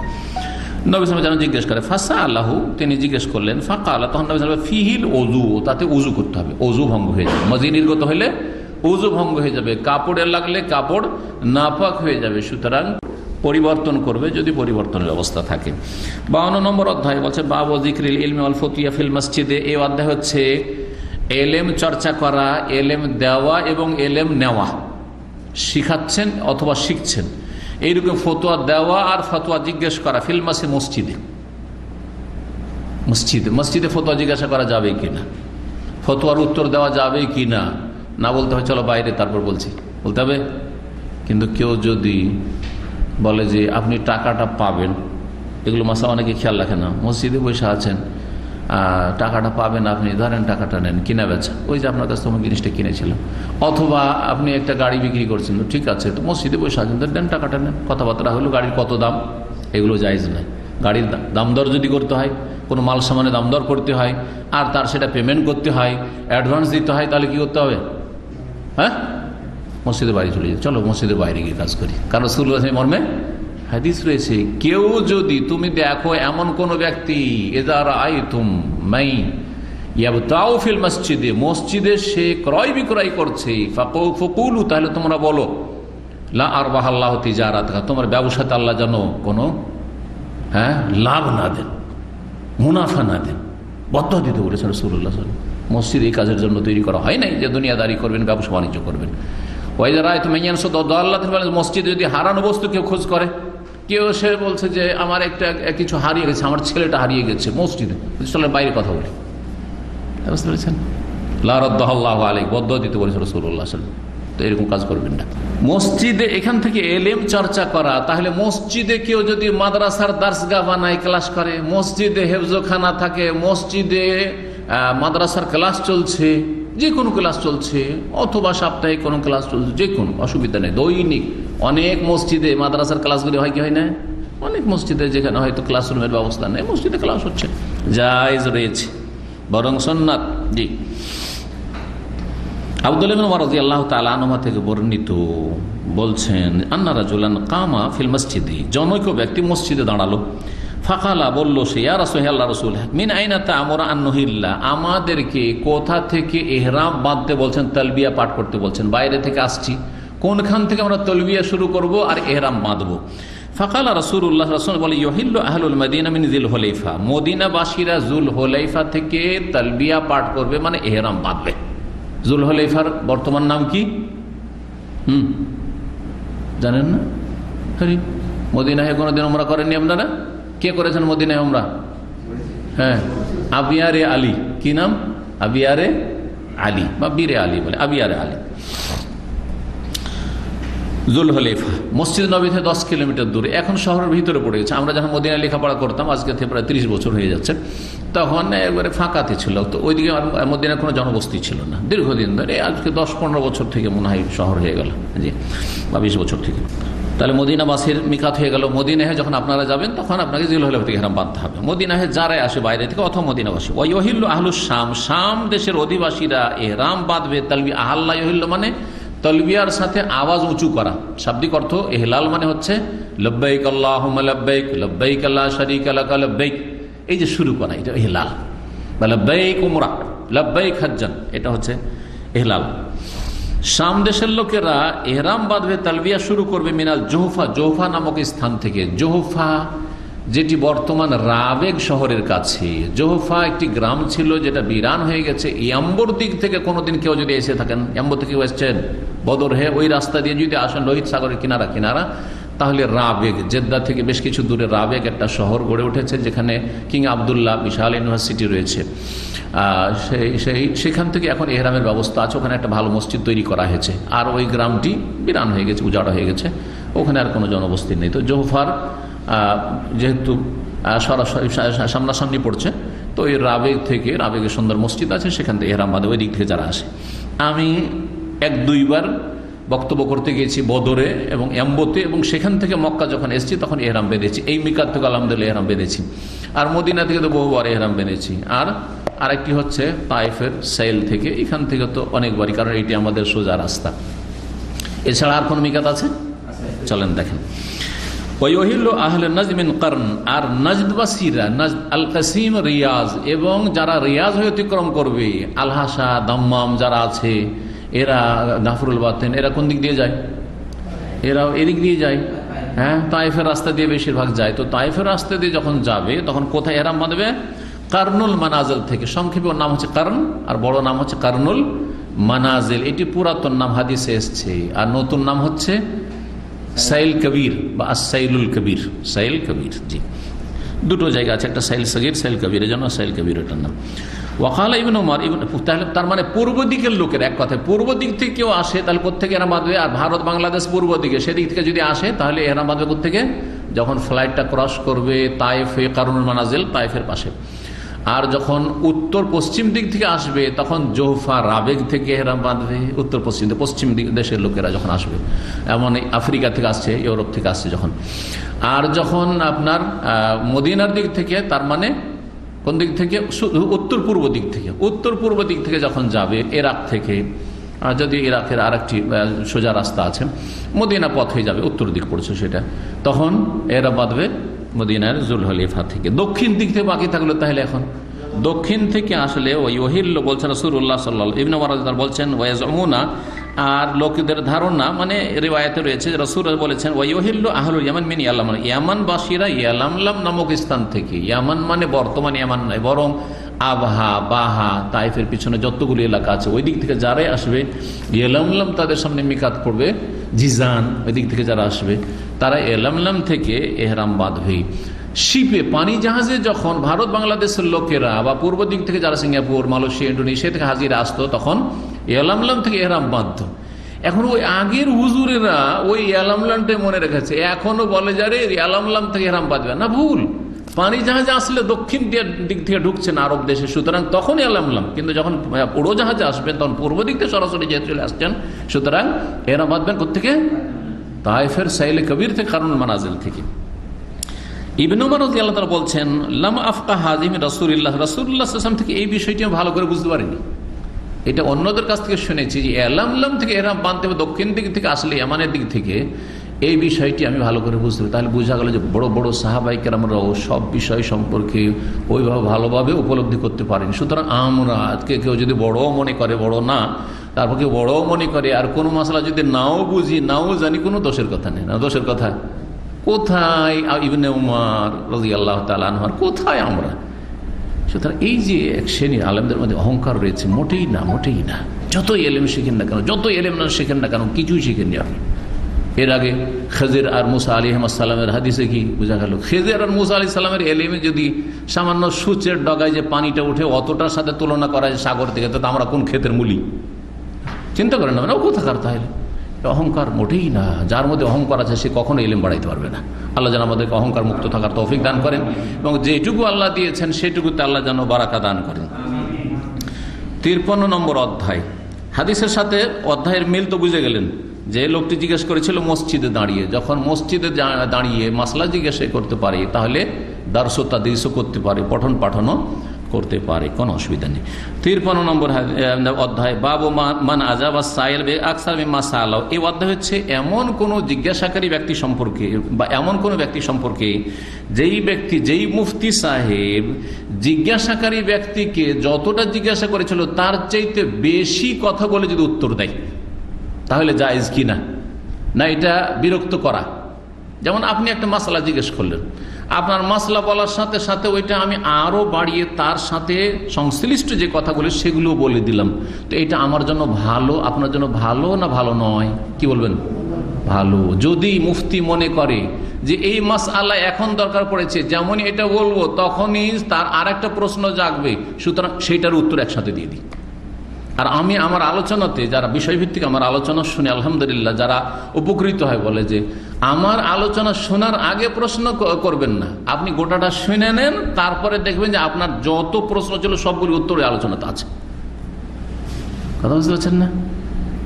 কারণ আমি জানছি যে এই বিষয়ের সাথে সংশ্লিষ্ট এই মাসাইলগুলি হইতে পারে, সুতরাং এই প্রশ্নগুলি আপনার দিমাগে পরে আসবে, সুতরাং এখনই আলোচনা করে দেওয়াটা উচিত হবে।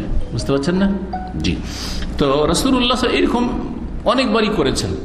এখানে একটি হাদিস নিয়ে এসছেন, কিন্তু আর একটি হাদিস এর চাইতে ক্লিয়ার। সেটা হচ্ছে রাসূলুল্লাহ সাল্লাল্লাহু আলাইহি ওয়াসাল্লামকে সাগরের পানি সম্পর্কে জিজ্ঞাসা করা হয়েছিল। সুয়েরা রাসূল আন মাইল বাহরি, সাগরের পানি পাক না না পাক, উজু করতে পারবো, গোসল করতে পারবো কিনা লোনা পানিতে বা সাগরের পানিতে, কত মুর্দা পড়ে থাকছে, হ্যাঁ, জীবজন্তু। তখন কি বলেছিলেন? হ্যাঁ, হুয়া তাহুরু মাউহু ওয়াল হিল্লু মাইতাতু। কথা দুটা, প্রশ্ন একটা ছিল, উত্তর দিয়েছেন দুটো বিষয়ের। পানি সাগরের পাক, তহুর, হুয়া তাহুরু মাউহু, পাক এবং পাককারী, তাহুর পবিত্রতা দানকারী, তা দিয়ে উজু করতে পারো, গোসল করতে পারো। তাহের এবং মুতাহের, জি, নিজেও পাক এবং অন্যকেও পাক করতে পারে। যেমন শরবত তো পাক, কিন্তু শরবত দিয়ে উজু করা যাবে? হ্যাঁ। শিরা তো পাক, মধু তো পাক, হ্যাঁ হ্যাঁ। তারপরে আপনার খেজুরের যে রস, তালের রস, এগুলি পাক, হ্যাঁ। কুশারের রস, আপনার এই যে জুস, হ্যাঁ, আপনার আখের রস, পাক না না পাক? কিন্তু উজু করা চলবে? আমাদের আলহামদুলিল্লাহ আমাদের আখের অভাব নেই, আখের রস দিয়ে উজু করবো, চলবে? তাহলে বোঝা গেল যে পাক হইলি যে সেটা মুতাহির, তরল হইলে তা নয়। তাহির আর মুতাহির হইতো তহুর, সেটা বলছে। সাগরের পানি নিজেও পাক এবং অন্যকে পবিত্রতা দানকারী তহুর, হ্যাঁ। ওয়াল হিল্লু মাইতাতুহু, এবং সাগরে মৃত জীবজন্তুও যদি পাও, আর সেটা যদি সাগরেরই জীবজন্তু হয়, মানে স্থলচর প্রাণী না হয়, তাহলে সেটার মরাটাও তোমার জন্য কি হালাল। সুতরাং মরা মাছ ভাসছে পাক, যা কিছু জীবজন্তু যা শুধু পানিতেই থাকতে পারে, জলচর প্রাণী যেটাকে বলা হচ্ছে, আর স্থলে আসলে থাকতে পারবে না, হয়তো 2-4 ঘন্টা থাকবে, 1-2 দিন থাকবে, কিন্তু মরে যাবে, তাহলে সেটার হুকুম ভিন্ন, সেটার হুকুম ভিন্ন। কিন্তু যদি পানির কোনো প্রাণী হয়, তাহলে সেটা মরে গেলেও সেটা কি হালাল, সুতরাং খেতে পারো। আম্বার মাছ, রাসূলুল্লাহ সাহাবীরা 1 মাস ধরে খেয়েছেন। কত বড় বিশাল মাছ ছিল, 80 জন লোক 1 মাস ধরে খেয়েছেন। আর বলছে খেয়ে দিয়ে আমরা মোটা হয়ে গেছিলাম। চোখের যে গর্তটা সেই মাছের এত বড় ছিল যে বলছে যে আমরা কয়েকজন লোক ওই চোখের গর্তে লুকিয়ে যেতাম, দেখা যেত না। জি হ্যাঁ। সেই মাছের কাটা হাড্ডিটাকে দাঁড় করলেন, তো বলছে উট ওর নিচে দিয়ে পার হয়ে গেল, ওর চাইতে উঁচা। সুবহানাল্লাহ। মরা ভাসছিল, বরং ভাসছিল না, সেখান থেকে শুকনাইতে লাফ দিয়ে পড়ে গেছে। আর তারপরে তখন নবী সাহাবীরা পেয়ে এত ক্ষুধার্ত ছিলেন, সুবহানাল্লাহ। সেই অবস্থায় আল্লাহ দিয়েছেন এইরকম গনিমত, বিনা পরিশ্রমে রিজিক দিয়েছেন। জি, আল্লাহ রাজা। তো যাই হোক, শেষ করি, এটাই শেষ হাদিস। প্রশ্ন করেছিলেন সাহাবী কি সম্পর্কে? সাগরের পানি সম্পর্কে। কিন্তু পানির সাথে সাথে কিসের উত্তর দিলেন? পানিতে যেসব জীবজন্তু আছে সেগুলি মরে গেলেও তোমাদের জন্য হালাল। শুধু মাছ, মরা মাছ ভাসছে, হ্যাঁ, গন্ধ হয়ে গেছে, রুচি হলে খেতে পারে, গন্ধ হইলে হারাম হয় না। আবার গন্ধ হলে সেটা স্বাস্থ্যের জন্য ক্ষতিকর যদি হয়ে গেছে, এত বেশি গন্ধ হয়েছে, তাহলে খাবে না। কিন্তু মাছে গন্ধ হয় না, মাছ একটু নরম হয়ে গেছে, গন্ধ আছে, তা কি হারাম হয়ে যাবে? না, হারাম হবে না। ইউনুমা রাদিয়াল্লাহু তাআলা আনহু হতে বর্ণিত হাদিস, নবী সাল্লাল্লাহু আলাইহি ওয়াসাল্লাম থেকে তিনি বর্ণনা, আন্না রাজুলান সাআলাহু, জনৈক ব্যক্তি রাসূলুল্লাহ সাল্লাল্লাহু আলাইহি ওয়াসাল্লাম জিজ্ঞেস করলো, মা ইয়ালবাসুল মুহরিম, ইহরাম অবস্থায় থাকা ব্যক্তি কোন পোশাক পরিধান করতে পারবে? মুহরিম ব্যক্তি যে ইহরাম অবস্থা আছে, সে কোন কোন পোশাক পরিধান করতে পারবে? তো প্রশ্ন সংক্ষেপে ছিল, কি পড়তে পারবে, একটা বলে দিলেই তো, হ্যাঁ। কিন্তু রাসূলুল্লাহ দেখলেন যে পরতে পারবে অনেক ধরনের কাপড়, আর যেগুলো পরতে পারবে না, পরিধান করতে পারবে না, সেগুলি সীমিত কয়েকটি। সুতরাং নেগেটিভটা বলি, যেগুলো পরিধান করতে পারবে না বলে দিলে বাকি যা ইচ্ছা দেব, বাকি যা ইচ্ছা তাই পরো। এই জন্য জিজ্ঞাসা করেছেন পজিটিভ, ইতিবাচক, আর উত্তর দিয়েছেন কি দিয়ে? নেতিবাচক দিয়ে। মুহরিম ব্যক্তি কি পরিধান করতে পারবে? ফাকালা, তখন রাসূল বলছেন, লা ইয়ালবাসুল কামিসা ওয়ালাল ইমামাতা ওয়ালা সারাউইলা ওয়ালাল বুরনুসা ওয়ালা সাওবান মাসাহুর ওয়াল ওয়ারসু আও জাফরান। বলছেন যে মুহরিম ব্যক্তি, ইহরাম অবস্থায় থাকা ব্যক্তি জামা পরতে পারবে না, কামিজ। সেই জামা জুব্বার আকারে হোক, আর পাঞ্জাবির আকারে হোক, আর হাফ শার্ট, ফুল শার্ট হোক, আর যে কোনোভাবে গেঞ্জি হোক সব জামা, যা শরীরের ওপর ভাগকে ঢাকে তা হচ্ছে জামা। এক কথায় আরবি ভাষায় কামিজ কাকে বলে? শরীরের ওপর ভাগকে যা ঢাকে তা হচ্ছে কামিজ, জি, সেটা মহিলা হোক অথবা পুরুষ হোক। আর নিচের ভাগকে যেটা ঢাকে সেটার নাম হচ্ছে এজার, সেটার নাম হচ্ছে এজার। যদি খোলা থাকে কিন্তু সেটা যদি আপনার সেলাই করে না হয়, পা ঢোকাবার জন্য আছে, তার নাম সিরওয়াল হয়ে যায়। তার নাম কি হয়ে যায়? সিরওয়াল বা সিরবাল, দুটাই বা দেওয়া হয়, অও দেওয়া হয়। সারাউইল ওর বহু বচন এখানে, ওয়ালা সারাউইল। বলছেন যে কামিজ পরতে পারবে না, ওয়ালাল এমামা, আর পাগড়ি পরতে পারবে না। পাগড়ি যেটা দিয়ে মাথা ঢাকা হয় সেটা বেঁধে থাকা হোক অথবা খোলা হোক, দুটাই। মাথা যা ঢাকা মায়াউমুর রাস, এমামা বা আমামার সংজ্ঞাই হচ্ছে মায়াউমুর রাস, যেটা মাথাকে ঢেকে নেয় যে পোশাকটা, সেটার নাম হচ্ছে কি? এমামা। সেটা বাঁধা থাকলো এমামা। প্রচলিত যেটা রাসূলুল্লাহ আমলে বা আরবদের যেটা পোশাক ছিল সেটা বাঁধা, যা সুডানিরা পড়ছে এখন। আর পরে যুগের আবর্তন বিবর্তনে আরবরা এমামা খোলা, ওপেন এমামা পরা শুরু করেছে। এটাও কিন্তু এমামা, এটাও কিন্তু এমামা, কিন্তু নাম বদলে গেছে। যেমন কারনুল মানাজেল, হ্যাঁ মিকাত, কিন্তু নাম বদলে সাইল হয়ে গেছে। জুল হুলাইফার নাম আবিয়ার আলী হয়ে গেছে, হয়েছে না হয়নি? আল হাসান নাম বাহরাইন ছিল, আল হাসা হয়ে গেছে। যুগের আবর্তনে যেমন জায়গার নাম বদলে সোনারগাঁও ঢাকা হয়ে গেছে, কথা বোঝা গেছে? মোগল আমলে সোনারগাঁওই ছিল, বোঝা গেছে? তো ঠিক ওই রকমই যুগের আবর্তন বিবর্তনে পোশাকের নাম চেঞ্জ হতে পারে, তো বা পোশাকের ধরন চেঞ্জ হতে পারে। আরবরা যুগের আবর্তন বিবর্তনে এটা, এই জন্য বড় বড় শেখেরা যারা আছেন তাদের সাথে যখন আমাদের গল্প হয়, এখানে শেখ ওসামা, তিনি বলছে এইটাই তো আমামা, কিন্তু আমামা বাঁধতে হবে। আরবদের পোশাক ছিল, আর আমামা শুধু মুসলিমদের পোশাক। অনেকে মনে করে আমামা কিন্তু সুন্নতি পোশাক, তো আবু জাহল তো পড়তো, আবুল আহাব। আরবরা মুসলিম অমুসলিম কাফের সবাই আমামা পাগড়ি পড়তো। বদরের যুদ্ধে কাফেররাও পাগড়ি পরে এসছে, মুসলিমরাও পাগড়ি পরে এসছে। তাহলে বোঝা গেল যে আমামাটা কিন্তু ইসলামিক পোশাক না, পাগড়ি। যুগের আবর্তন বিবর্তনে সেটা মুসলিমরা ব্যবহার করতে লেগেছে, কাফের ব্যবহার করে না, সেটা ভিন্ন কথা। যেমন পাঞ্জাবি আর তেমন এরা হিন্দুরা ব্যবহার করে না, খুব কমই করছে। কিন্তু এটা কি মুসলিমদের পোশাক নাকি? যে আমাদের দেশের হুজুররা সব পাঞ্জাবি পরছে। জুব্বা, জুব্বা এটাও করে আরবদের পোশাক। এটা সে আরব অমুসলিম পড়তে পারে। কেন লেবানন গিয়ে দেখেন, লেবাননে কোনো অমুসলিমও পড়তে পারে। মিশরে অমুসলিম আছে, খ্রিস্টান, তারাও পড়তে পারে। আরবদের কোনো বাধা আছে নাকি? না। তো কথা হচ্ছে যে লেবাসকে ইসলামী বলা, এটা ইসলাম বেশ কিছু শর্ত রয়েছে, ওগুলো শর্ত ঠিক থাকলে ইসলামী লেবাস। টাকনার নিচেও যদি জুব্বা চলে যায় ইসলামী লেবাস নয়, বুঝা গেছে? এমামা পাগড়ি, তাহলে মাথার উপরে এহরাম অবস্থা এটাও চলবে না, আর পাগড়ি বাঁধাও চলবে না, কোনোটাই চলবে না। একটা চাদর গামছা দেওয়াও চলবে না মাথার উপর পুরুষদের। ওয়ালা সারাউইল, এবং সিরওয়াল পায়জামাও চলবে না। জি হ্যাঁ, খোলা লুঙ্গি চলতে পারে, সেলাই করা লুঙ্গি চলবে না। সেলাই করে দিলে সেটা তখন এজার থাকে না। হ্যাঁ সেলাইবিহীন, হ্যাঁ সেলাইবিহীন অসুবিধা নেই। সাদা হচ্ছে উত্তম, সাদা কিন্তু ফরজ নয়। আজকালকার সমস্ত মানুষ যারা হজ উমরা করতে আসে অবাক হয়ে যাবে কেউ যদি রঙিন কাপড়ে, হ্যাঁ সবুজ কাপড় অথবা অন্য কোনো কাপড়, নীল কাপড়ে কেউ যদি ইহরাম বেঁধে দেয়। গামছা, দেশীয় গামছা আছে, বড় গামছা, মাশাআল্লাহ বড় বড় বাঙালি গামছা আছে না? নেই। গামছা কেউ গায়ে দিয়ে যদি ইহরাম বাঁধে, তোকে রাখবে? ওকে রাখবে, মুশকিল করে দিবে। কারণ জাহেল সমাজ, অজ্ঞ জায়েজকে নাজায়েজ মনে করে, যেটা সমাজ করে না সেটা নাজায়েজ। সুন্নত মুস্তাহাব হচ্ছে, উত্তম হচ্ছে সাদা পোশাক, যে কোনো অবস্থায়, আর বিশেষ করে ইহরাম অবস্থায়।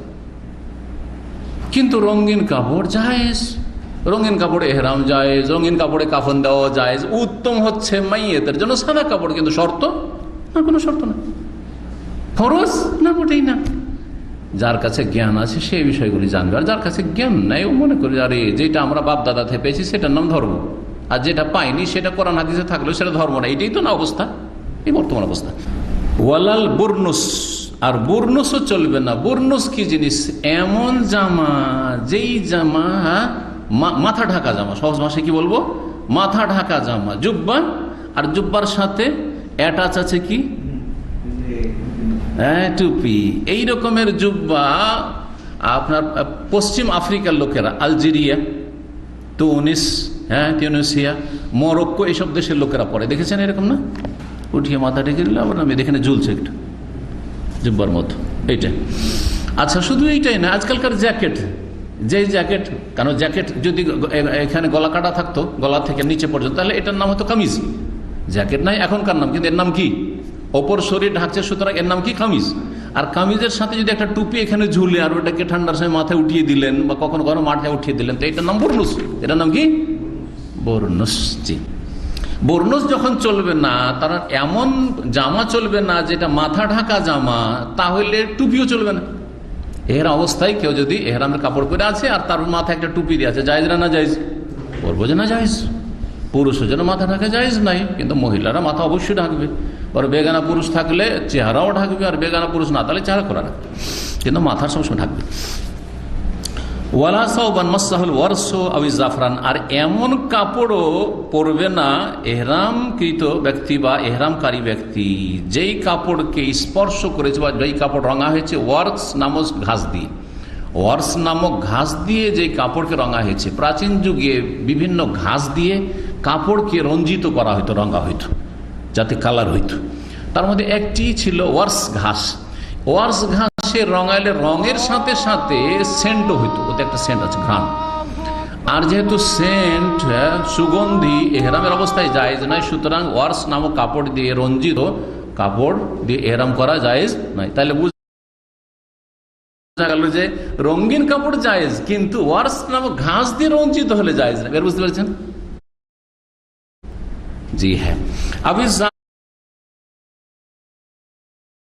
জাফরান অথবা জাফরান দিয়ে রঞ্জিত যদি হয় তো বোঝা, কেন জাফরানে কি আছে?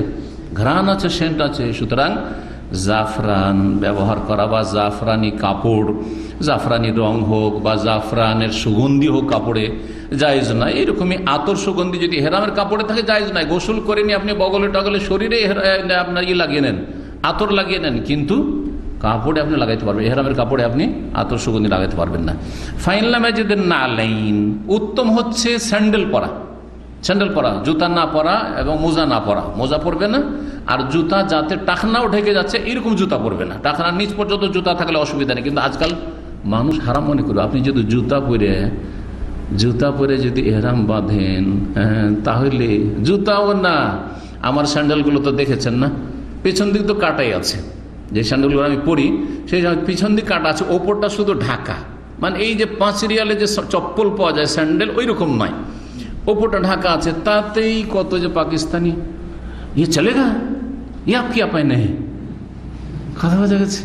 হ্যাঁ, বলবে যে আরে এরা হয় জাহেল, আমাকেই জাহেল বানিয়ে দিবে মূর্খ লোকে, আর না হইলে বলবে এই ওয়াহাবি আছে, আমাদের তরিকা মানেন না, ঠিক না? জি হ্যাঁ, অথচ সে জাহেল। জি হ্যাঁ, রাসূলুল্লাহ ফাইনলা মাজিদান না আলেন, স্যান্ডেল পেলে ভালো, স্যান্ডেল যেটাতে বাধা আছে, বাধা এইটাকে আমরা বাধা বলি ওপরেরটাকে। জি, আর ওপেন মানে জুতা দিয়ে ওপরটা ঢাকা থাকে, এরকম ঢাকা নাই। জি হ্যাঁ, কিন্তু সামান্য কিছু বেঁধে রাখার জন্য তো ঢাকা থাকবে, এটা স্যান্ডেল। নাল আর হেজা মানে জুতা, হেজা অনুত্তম কিন্তু জায়েজ। স্যান্ডেল যদি না ফালিয়াল বাসিল খুফাইন, তাহলে মোজা পরে খালি পায়ে কি করে চলবে? পাথরের দেশ, হ্যাঁ মরুভূমির দেশ, হাঁটতে পারবে না। মোজা মানে কি? খুফাইন মানে চামড়ার মোজা পরে হাঁটা যাবে, কয়েক কিলোমিটার হাঁটা যাবে এবং পাকে কষ্ট থেকে বাঁচানো যাবে, কুচি পাথর থেকে।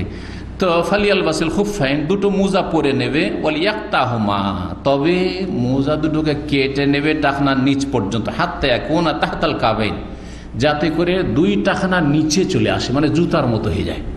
এ কথা বললেন না যে একবারে কেটে স্যান্ডেল বানিয়ে দিবে মোজাকে, বরং কি বললেন যে টাকনা নিচে করে। তাহলে বুঝাও টাকনা নিচে। অধিকাংশ জুতা বা প্রায় জুতা, এই আর্মিদের জুতা ছাড়া আর এই কিছু যারা কিছু কাজ করে, বিল্ডিং লাইনে কাজ করে, অনেকে কিন্তু উঁচা আপনার জুতা পরে ঢাকা থাকে। এরকম যদি না হয়, টাকনার নিচ পর্যন্ত জুতা থাকে, তো সেটা পরে এহরাম বাঁধতে কোনো অসুবিধা নেই।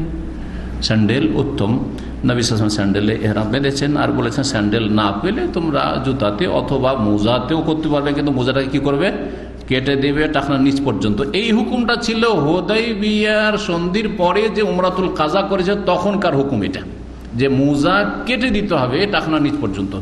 পক্ষান্তরে রাসূলুল্লাহ সাল্লাল্লাহু আলাইহি ওয়াসাল্লাম যখন বিদায় হজ করেছিলেন 10ম হিজরিতে, এটা গুরুত্বপূর্ণ একটা মাসলা জেনে রাখতে হবে, তখন যাদের কাছে স্যান্ডেল ছিল না তাদেরকে বললেন তোমরা মোজা পরে নাও। মোজা কাটতে বলেননি। এই জন্য সঠিক মত হচ্ছে গবেষকদের যে আগের হুকুমটি যে মোজা কেটে দিতে হবে টাকনো নিচ পর্যন্ত, এটা মনসুখ হয়ে গেছে বা উত্তম। কিন্তু যার কাছে জুতা স্যান্ডেল নেই, চামড়ার মোজা পরে থাকতে পারে, আর টাকনা ঢাকা থাকলেও তার জন্য জায়েজ এবং তাকে কোনো রকম ফিদিয়া দিতে হবে না, ওযরের জন্য জায়েজ। এই ছিল হাদিস। তো এই হাদিস থেকে অধ্যায়ের সাথে অধ্যায় কিন্তু শুধু জিজ্ঞাসা মোহরেম কি পরে বলে দিলি হয়তো যে এজারুন ওয়া রেদাউন, একটা চাদর পরবে আর একটা লুঙ্গি পরবে, এটা বলে দিলি হয়তো। কিন্তু এইভাবে না বলে কি বললেন, এটি চলবে না। এক কথায় যেই কাপড়গুলি শরীরের গঠনে তৈরি করা হয়েছে এগুলোকে বলা হচ্ছে আজকালকার ভাষায় সেলাইকৃত পোশাক। কিন্তু কোনো কাপড়ে যদি সেলাই নাও থাকে, একটিও সেলাই নাই, গোটা কাপড়টা আপনার গোটা গায়ের সাথে গায়ের আকারে তৈরি করা হয়েছে, গেঞ্জি টাইপের যেগুলো আছে, কোনো সেলাই হয়তো নাই তাতে, যদি সেলাই না থাকে তার মানে জায়েজ। হাফ গেঞ্জি ধরেন, সেলাই নাই কিন্তু শরীরের গঠনে তৈরি করা হয়েছে গোল করে, আপনার শরীরে ঢুকছে, তো ওইটাই সেলাই করা, ওটাই সেলাই করা আছে, সুতো দিয়ে সেলাই করা থাক, অথবা কোনো সেলাইয়ের জোর দেখছেন না কিন্তু গোটা শরীরে ঢুকছে, সুতরাং সেটা চলবে না। জি, জাঙ্গিয়া চলবে, আন্ডার প্যান্ট না চলবে না। অনেকে কিন্তু এহরামের নিচে আন্ডার প্যান্ট পরে থাকে। আমি এরকম একটা বাংলাদেশি ছেলেকে পেয়েছি, আর সেই এর দিনে 8 তারিখে হজে আমার সাথে ছিল, হিজরা থেকে গিয়েছিল অনেক আগে, 2002-এর কথা বলছি। মাশাআল্লাহ অনেক খেদমত করেছিল, জাযাকাল্লাহ খাইর ছেলেটি, এই লেডিস মার্কেটে থাকতো। দেখছি মাগরিব হইতে যাচ্ছে আর দেখছি যে নিচে আন্ডারপ্যান্ট পরে আছে। আল্লাহ আমাকে জিজ্ঞাসা করাবি তুই এলহামের মতো। আমি ওকে রসিকতা করে জিজ্ঞাসা করছি যে এহরাম বেঁধেছ? বলছে হ্যাঁ এহরাম বেঁধেছি। এহরামের নিচে কিছু পরে আছো নাকি? আল্লাহ আমাকে জিজ্ঞাসা করাচ্ছে, আমি তো দেখতে পাই না যে কি পরে আছে না পড়েছে, ভিতরে দেখাও তো যাবে না, মোটা কাপড় তো এহরামের। তো এহরামের নিচে আবার জাঙ্গিয়া টাঙ্গিয়া পরে আছো নাকি? তো বলছে হ্যাঁ শুধু একটা জাঙ্গিয়া আছে, যে শুধু একটা আন্ডার প্যান্ট আছে। আল্লাহু আকবার। আমি আউযুবিল্লাহ, খুলো এখনই খুলে দেব। জি হ্যাঁ, আল্লাহু আকবার। তো এই ছিল হাদিস, যেখানে এগুলি পড়তে পারবেন না, আর বাকি যে কোনো কাপড় সেটা সেলাইবিহীন, আর সেটা চাদরের আকারে আর লুঙ্গির আকারে, সেটা বাঙালি লুঙ্গি না, কেরালা টাইপের সাউথ ইন্ডিয়ান লুঙ্গি, মানে খোলা ওপেন লুঙ্গি, সেটা যে কোনোভাবে পরো, সেটা পাতলা পরো মোটা পরো, সেটা নকশাওয়ালা, আজকাল যে হেরামের কাপড় নকশাওয়ালা আসছে, আর আমাদের দেশের থেকে তো সাদা থান থেকে কেটে নিয়ে চলে আসে, যে কোনো পরো, কোনো অসুবিধা নেই ইনশাআল্লাহ। এখানে আজকের আলোচনা শেষ করছি। ওয়া জাযাকুমুল্লাহু খাইরান। আল্লাহ রাব্বুল যেন আমাদেরকে দিন দুনিয়ার সার্বিক কল্যাণ দান করেন, সমস্ত রকম অনিষ্ট বালা মুসিবত থেকে আল্লাহ যেন হেফাজত করেন। সুবহান রাব্বিকা রাব্বিল ইজ্জাতি আম্মা ইয়াসিফুন ওয়া সালামুন আলাল মুরসালিন ওয়ালহামদুলিল্লাহি রাব্বিল আলামিন।